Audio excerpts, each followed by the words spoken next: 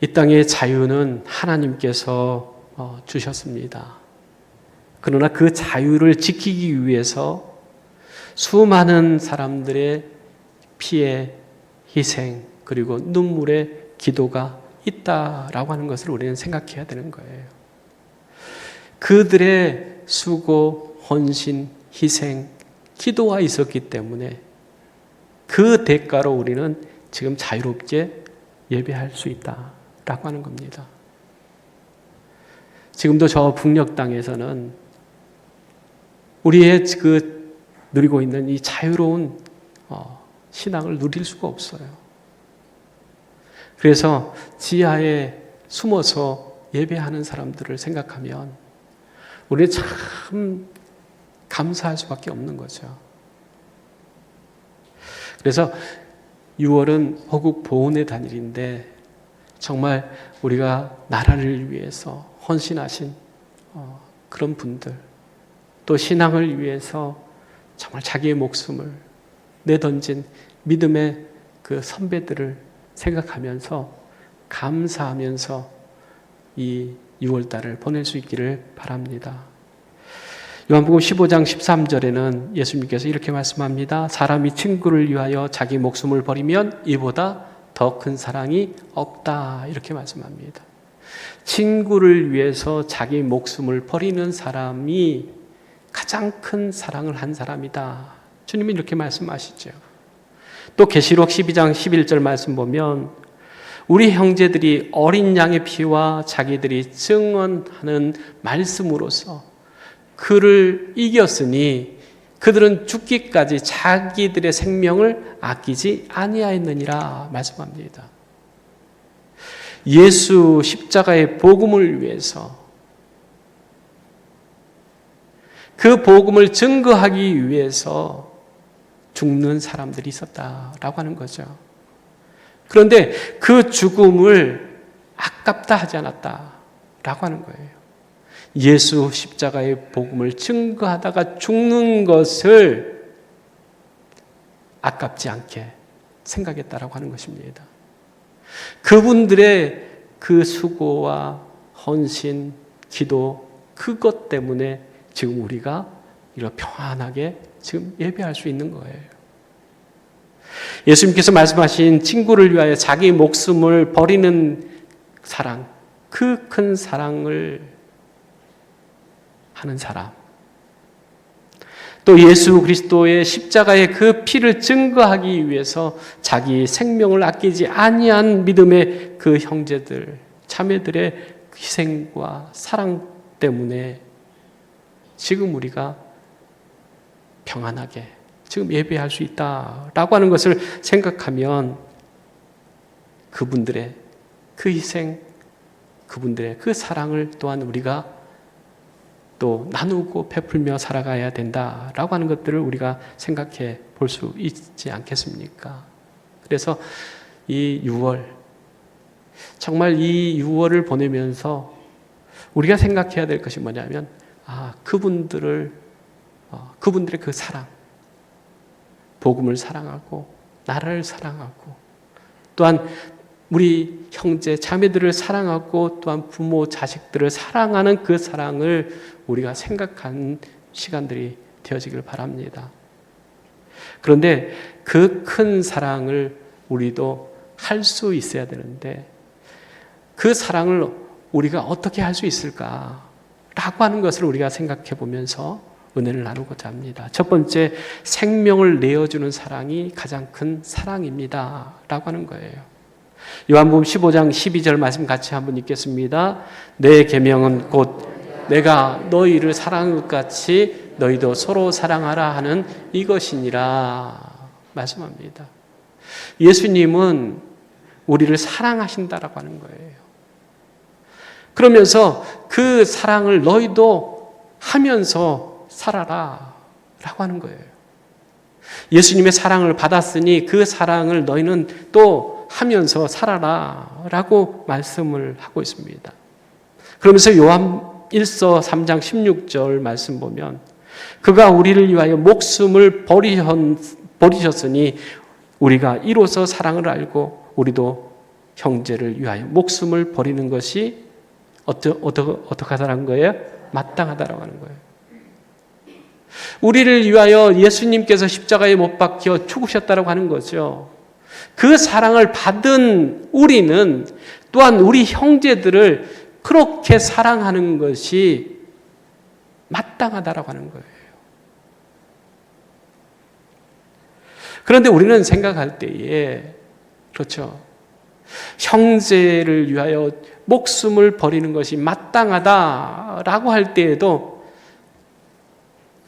그 사람 속에서 사랑의 조건을 찾습니다. 그 사람에게서 사랑받을 만한 그 조건들이 없으면 우리는 그 사람을 사랑하기가 힘들어요. 더 나아가서 죽어야 된다라고 하면은 그만한 가치가 그 사람에게 있어야 된다고 생각하죠. 그런데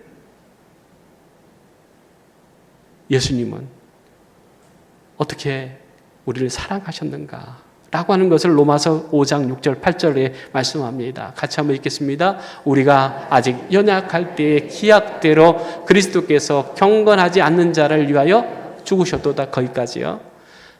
그러니까 주님께서 우리를 위해서 죽으셨는데 왜 죽으셨느냐? 어떤 사람들을 위해서 죽으셨느냐?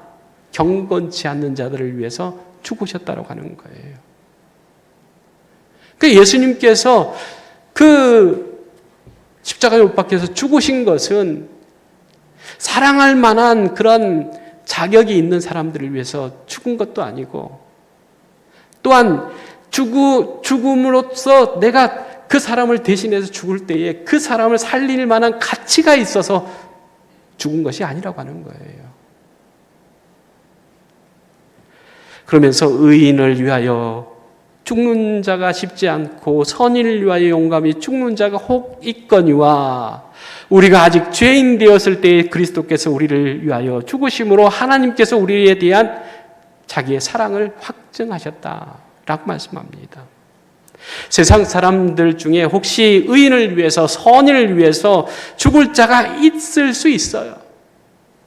그러나 죄인들을 위해서는 누가 죽으려고 하지 않습니다. 사랑할 만한 가치가 없는 거예요. 또 대신 죽을 만한 그러한 가치가 없는 거예요. 그래서 그 죽음은 쓸데없는 죽음이고 쓸데없는 희생이다 라고 생각을 하기 때문에 죽으려고 하지 않습니다. 그런데 예수님은 십자가에 못 박혀서 죽으셨잖아요. 그런데 왜 예수님께서 죽으셨느냐? 우리에게 그 사랑을 받을 만한 자격이 있거나 또한 우리를 살릴 만한 그 가치가 있어서 예수님께서 십자가에 못 박혀서 죽으신 것이 아니라고 하는 거예요. 기약대로, 하나님의 언약대로 예수님께서 십자가에서 못 박혀서 죽으셨다고 하는 거예요. 즉 하나님 때문에 죽었다고 하는 거예요. 우리는 믿음을 갖고 살아가면서도 예수님처럼 하나님의 말씀, 하나님의 약속 때문에 죽으려고 하지 않습니다.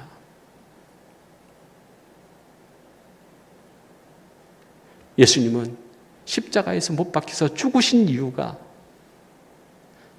어디 있었느냐 하면 예수님께서 하나님의 그 마음, 하나님의 그 일을 이루시고자 하셨다고 하는 거예요.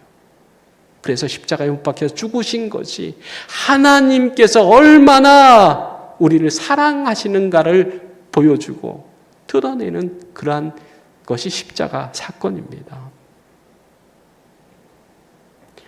그래서 예수님이 십자가에서 죽으신 그 목적은, 십자가를 지신 그 이유는 다른 데 있지 않아요. 하나님의 사랑이 무엇인지를 분명히 보여주는 사건이라고 하는 거예요. 예수님의 죽음은 하나님의 사랑이 얼마나 큰지를 보여주는 것이 십자가의 죽음이라고 하는 것입니다. 이 사랑 때문에 우리는 구원을 얻었고 이 사랑을 본받아서 이 땅에서 형제, 자매를 위해서 또 공동체를 위해서 나라를 위해서 죽는 자들이 되어야 된다고 하는 거예요. 마땅하다라고 했지 않습니까? 하나님의 사랑을 위해서 죽는 거예요.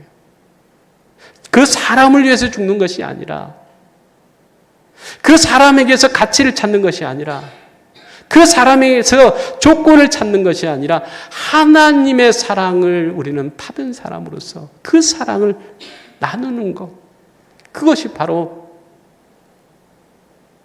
자기 목숨을 돌보지 않고 내놓는 그러한 사랑을 실천하는 사람이 된다라고 하는 것입니다.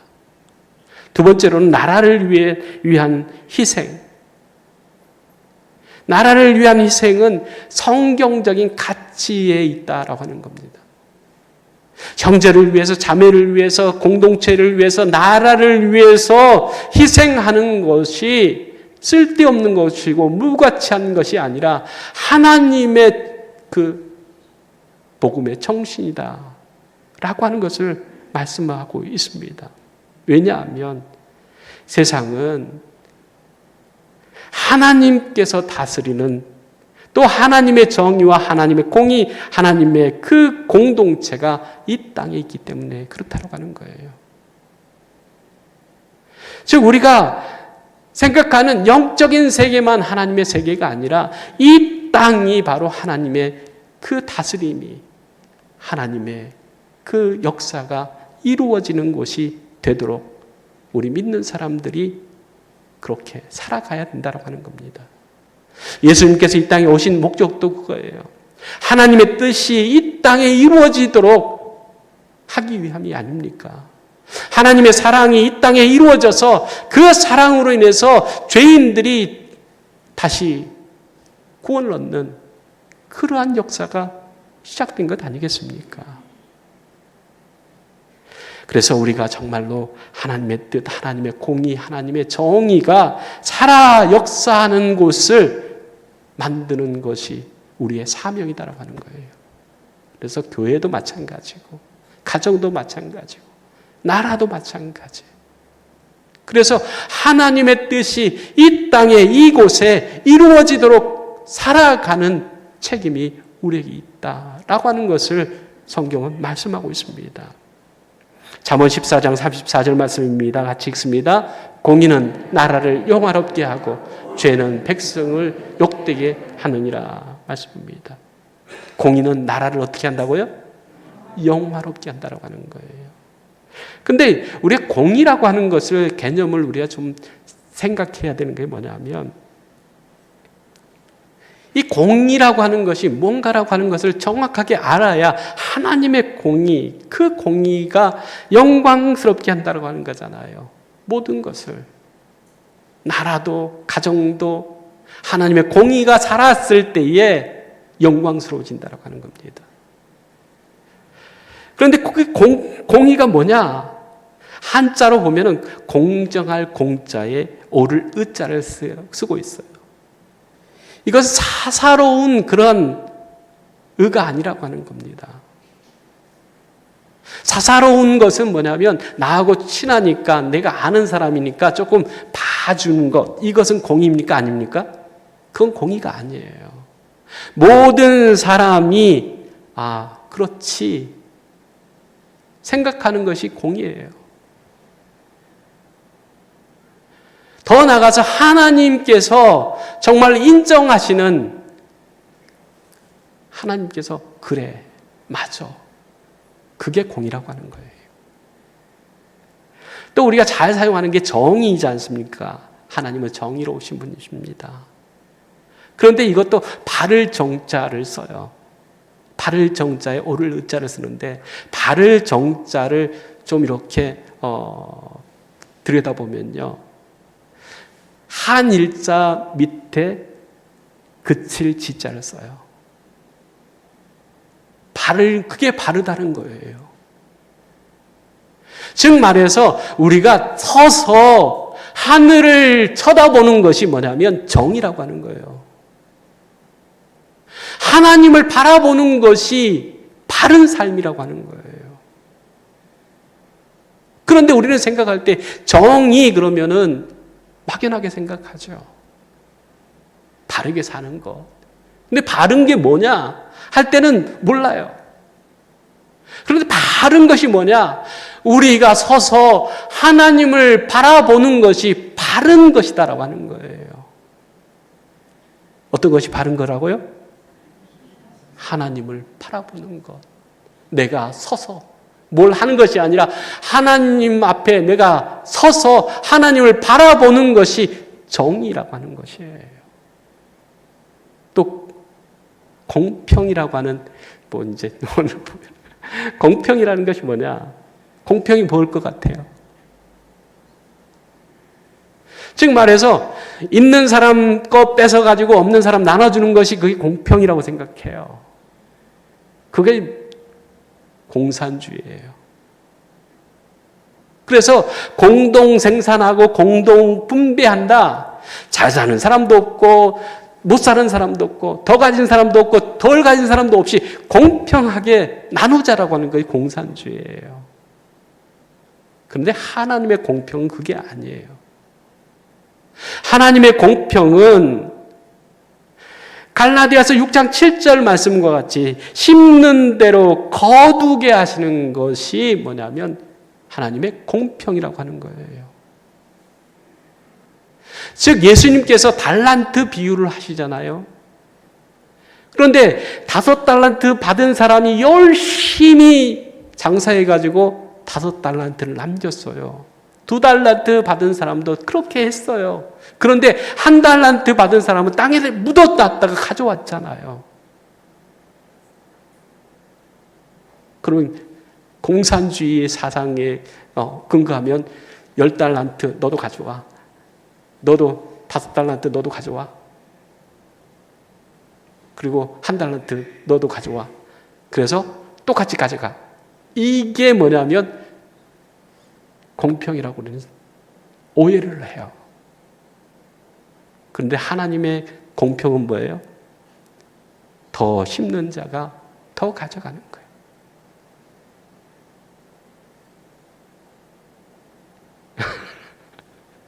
그래서 뭐냐면 열심히 최선을 다해서 하라고 하는 거예요.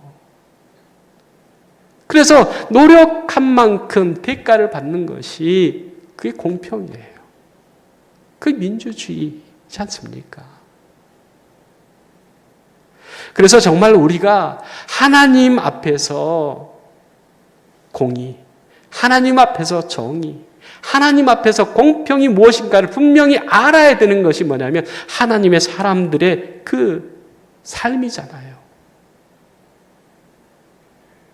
그래서 하나님 믿는 사람들은 누구보다 최선을 다해서 열심히 살아야 되는 거예요. 왜냐하면 하나님께서 시간도 주시고 하나님께서 그 직장도 주시고 일할 일터도 주셨으니까 그곳에서 정말로 최선을 다해서 내게 주신 그 달란트에 토하는 것이 우리의 삶의 그 가치가 되어야 된다고 하는 거죠.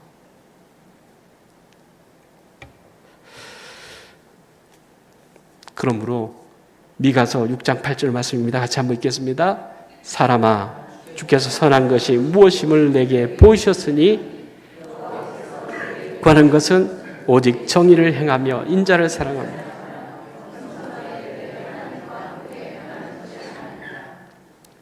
주께서 선한 것을 보이셨다라고 하는 거예요.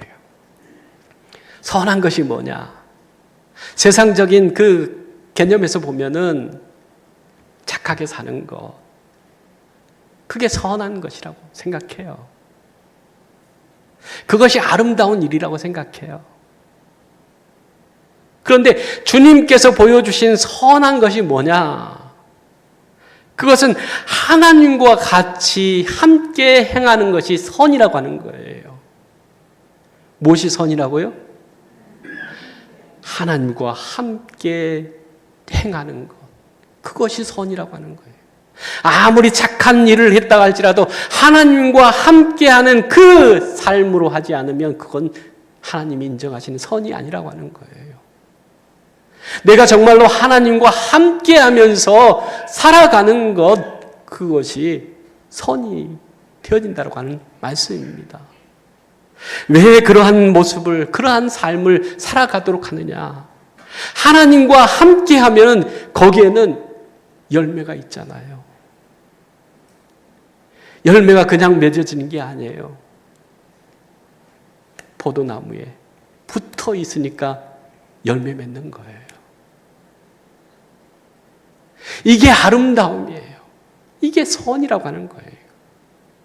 그래서 우리 목양의 모든 가족들은 다른 것에 힘쓰는 것이 아니라 하나님과 함께하는 삶을 살기 위해서 정말로 힘써야 되는 거예요. 여러분, 집에 가족들이 다 있잖아요. 함께 사는 것이 쉽습니까? 어렵습니까? 에? 남편하고 같이 사는 거 힘들어요? 쉬워요? 아내하고 사는 것 힘들어요? 쉬워요? 에이, 쉽다 한 사람들은 다 잊어버려서 그래. 남과 같이 한 집에 산다는 것이 얼마나 훈련이 필요한지 몰라요. 그래서 나중에 깎이고 이해하고 해서 겨우 맞춰서 사는 거예요. 함께 사는 거예요. 그렇지 못하는 가정들이 많아요. 요즘 보면. 나한테 맞추라고 하는 거죠. 우리가 하나님과 함께하는 삶은 뭐냐면 내가 하나님께 맞추는 것이에요. 하나님은 이미 나를 위해서 다 맞추셨잖아요. 그런데 우리는 하나님 앞에 우리가 맞추려고 하는 것이 없어요. 하나님이 무엇을 기뻐하시고 무엇을 좋아하시는지 그거는 전혀 관심을 안 갖고 있어요. 그냥 하나님 이것 해주세요. 저것 해주세요. 하는 거죠. 요구는 많이 해요. 그런데 하나님이 무엇을 기뻐하시는지 무엇을 좋아하시는지 그걸 모른단 말이에요.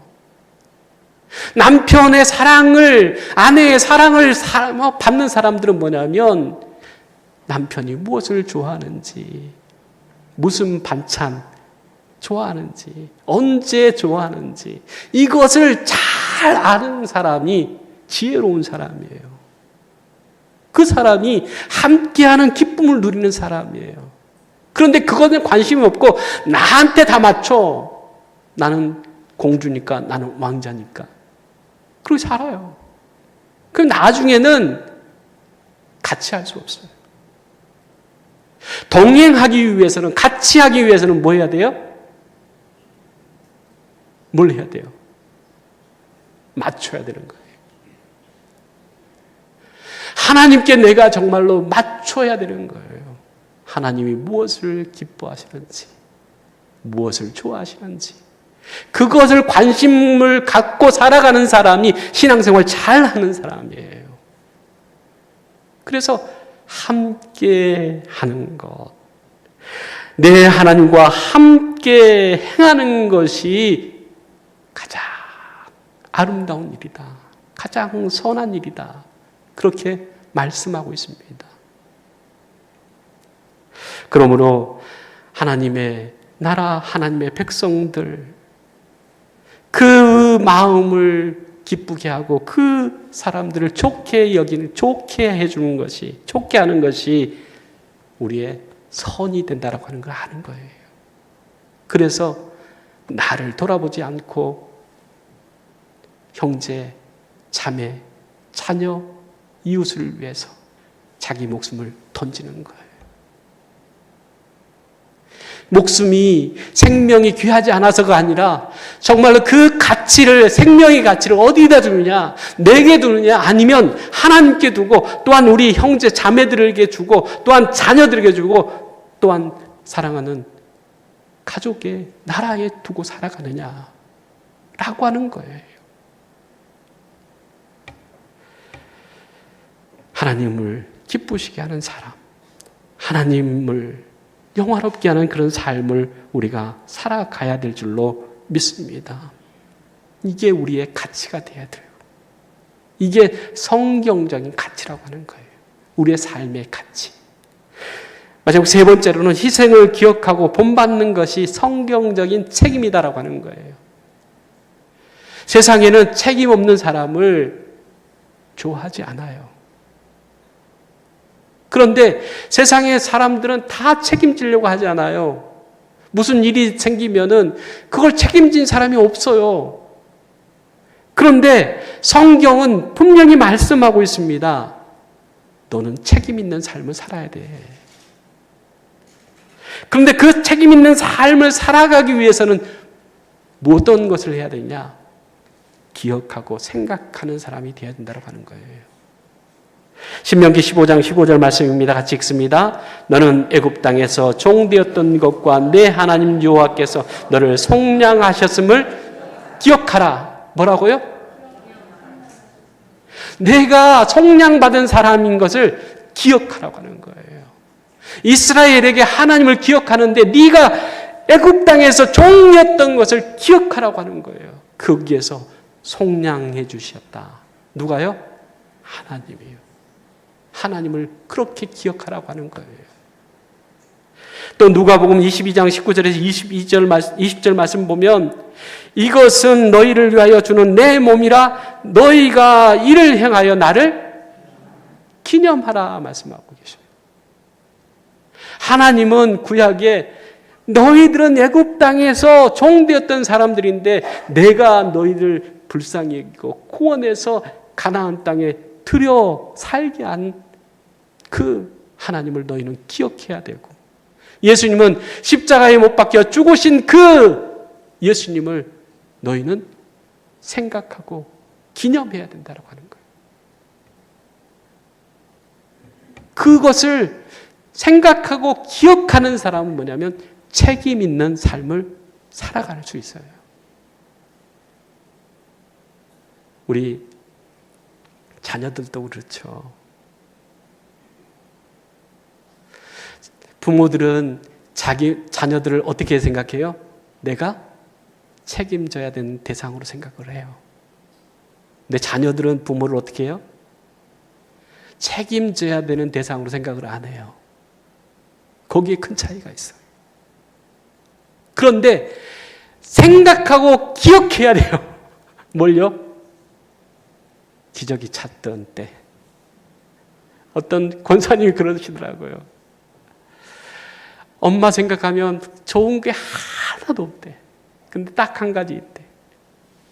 엄마가 한 번은 시장에 가가지고 갈치를 사왔대. 갈치를 구워서 상에 내려오면서 이것은 누가 좋아하는 거니까 내가 특별히 장에 가서 이거 사왔어. 너 먹어. 이거가 너무 감사하더라는 거예요. 그래서 그동안 엄마가 서운하게 하고 그것이 문제가 아니라 그걸 생각하니까는 뭐냐면 지금 어머니를 어떻게 해요? 책임지는 사람 되는 거예요. 우리가 십자가의 그 사랑을 우리가 기억하면은 예수 그리스도의 사랑을 경험한 사람들은 뭐냐면 예수 그리스도의 사랑을 또한 전해야 되는 책임이 있다라고 하는 것을 발견하게 된다라고 하는 거예요. 부모가 짐처럼 여겨지는 사람들은 뭘 해야 돼요? 기억하고 뭐예요? 생각해 보세요. 다 나빴는가? 우리가 자녀일 때에 내가 정말 부모님의 기쁨을 위해서 산 것이 얼마나 있는가? 그런데 뭐냐면 내가 정말 말썽 부리고 정말 그 속썩이고 그래도 뭐냐면 부모니까 뭐 했어요? 버리지 않고 책임졌잖아요. 책임 있는 그리스도인들은 하나님의 사랑, 예수 그리스도의 십자가의 복음을 기억하는 거예요. 그러면 내가 어떻게 살아가야 될까라고 하는 것을 우리가 선택할 수 있는 거죠. 살아갈 수 있는 방법을 우리가 알 수 있는 거예요. 깨달을 수 있는 거예요.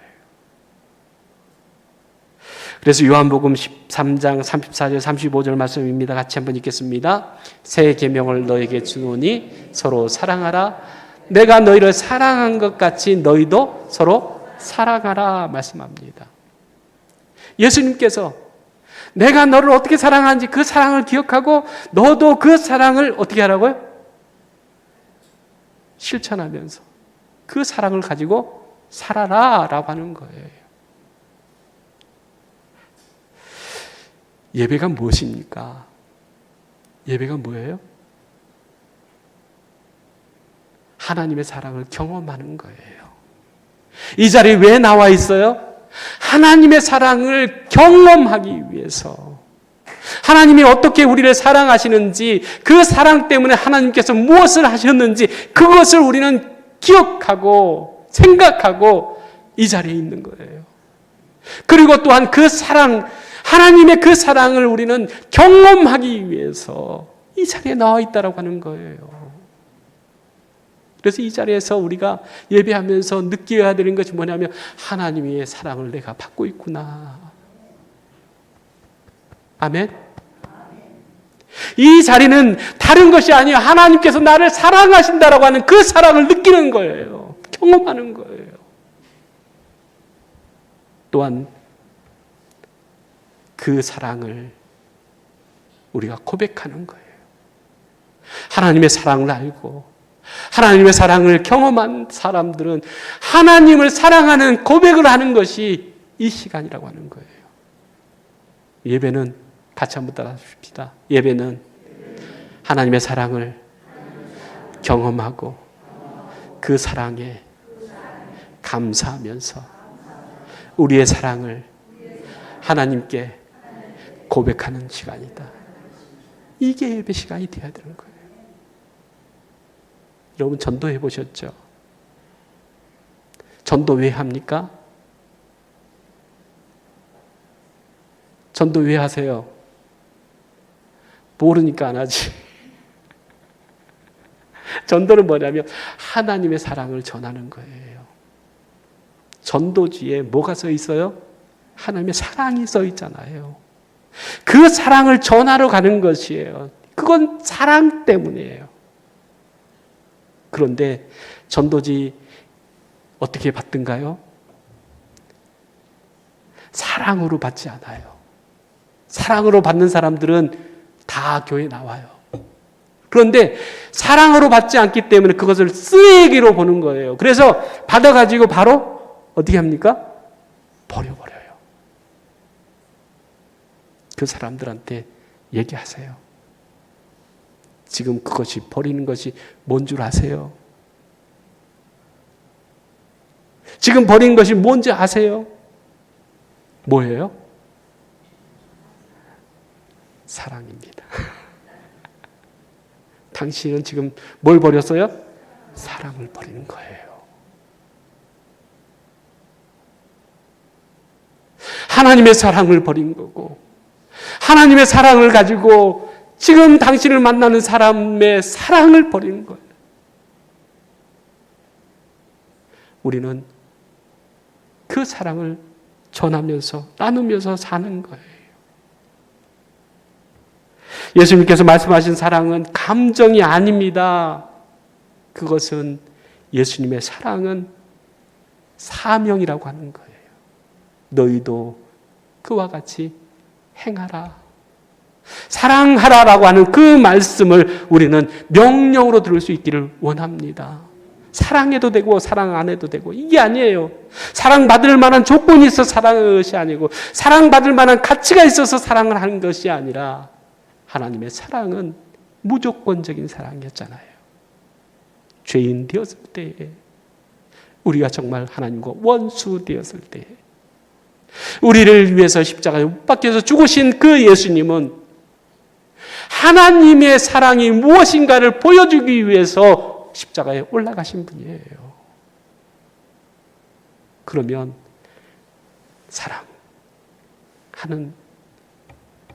사랑해야 되는 이유.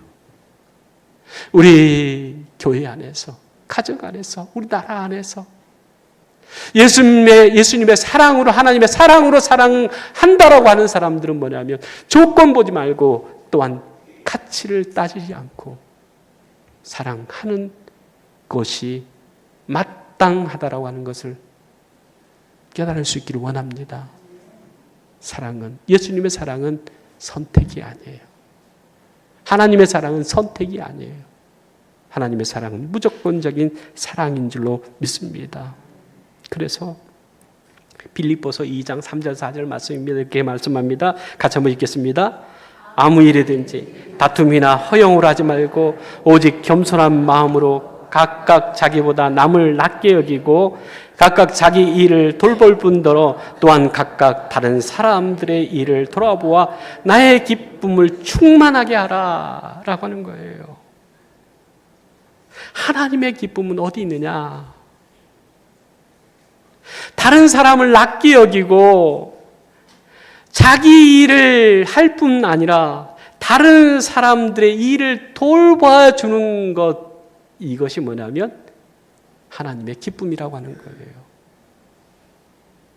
우리가 하나님의 은혜, 하나님의 사랑을 깨닫고 내가 하나님의 앞에서 정말 감사하면서 신앙생활 하는 것, 그거 당연한 거예요. 근데 한 발 더 나가서 뭐냐면 우리 안에, 공동체 안에, 우리 교회 안에 정말로 힘들어하고 어려워하는 사람들이 누군가라고 하는 것을 생각하고 돌아보고 살피는 것이 하나님의 기쁨이다라고 하는 거예요. 자기 일만 하는 것은, 그것은 칭찬받을 만한 일 됩니까? 안 됩니까? 그건 당연한 거예요. 그런데 뭐냐면 내 일을 하고 다른 것까지 맡아주는 것, 그것을 기쁨으로 하는 것. 왜? 하나님이 그것을 기뻐하니까. 그러니까 하나님의 기쁨을 위해서 사는 거잖아요. 예수님께서 십자가에 못 박혀 죽으신 것도 하나님의 기쁨을 위한 것이고 하나님의 그 뜻을 받아들이는 거 아니겠습니까? 우리 목양의 모든 가족들은 하나님의 기쁨을 위해서 내 신앙만 지키는 것이 아니라 더불어서 우리 목양의 공동체 가운데서 정말 힘들고 어려운 사람들을 돌보고 또한 살피는 것, 그것이 뭐다라고 하는 겁니까? 하나님의 기쁨이 되어지는 것이다라고 하는 거예요. 나의 기쁨이 아니라 하나님의 기쁨, 그 기쁨으로 기뻐할 수 있는 우리 모두가 되기를 원합니다. 그런데 한 가지가 있어요. 뭐냐면 나는 착한 마음으로, 선한 마음으로 막 했는데 돌아온 것은 그게 아니야. 나는 사랑으로 했는데 왼수로 돌아와. 그러면 어떻게 됩니까? 실망되죠. 낙심되죠. 그것을 갈라디아서 6장 9절 말씀에 이렇게 말씀합니다. 같이 한번 읽습니다. 우리가 선을 행하되 낙심하지 말지니 포기하지 않으면 때가 이름에 거두리라. 포기하기 때문에 뭘 못 얻는 거예요? 열매를 못 얻는 거예요. 어거스틴이 젊었을 때는 정신 못 차리고 허랑방탕하게 살았다 하지 않습니까? 그런데 그 어머니가 그 아들 정신 못 차리고 그렇게 사는데도 뭐냐면 이놈의 새끼 너 그렇게 똑바로 못 살아 이렇게 한 것이 아니라 그 아들을 안고 하나님을 향한 기대가 있어서 기도하는 거예요. 하나님, 이 아들이 하나님의 영광을 위해서 쓰임받게 해주세요. 기다려주는 거잖아요. 기도가 뭐라고 그랬습니까? 기대하고 기다리는 거다라고 하는 거예요. 기도 많이 해요. 그런데 뭐냐면 그 때를 기다리지 못하는 거예요. 응답되어지는 그 때를 기다리지 못하고 포기해버려요. 그런데 이 엄마는 하나님 앞에서 기도하잖아요. 뭐가 있기 때문에? 기대가 있기 때문에. 그리고 뭘 했어요? 기다렸어요. 그러니 나중에는 이름 앞에다 뭐 붙여줬어요? 성 어거스틴 된 것 아니겠습니까? 하나님이 준비하신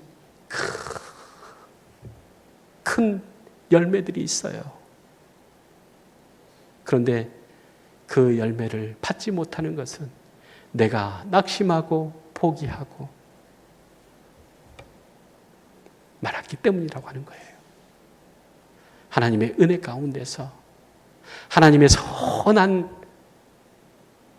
삶을 살아가는 우리 목양의 모든 가족들이 되기 위해서는 포기하지 말고 낙심하지 말고 뭐 하라고요? 기다려야 되는데 그냥 기다리지 말고 뭐 어떻게 해요? 기도하고 기대하고 기다리는 삶을 통해서 하나님이 기뻐하시는 우리 목양의 모든 가족들 되기를 간절히 주의 이름으로 축원합니다. 기도하겠습니다. 사랑의 하나님 참 감사합니다. 우리는 선을 행하다가 낙심하고 포기하는 것이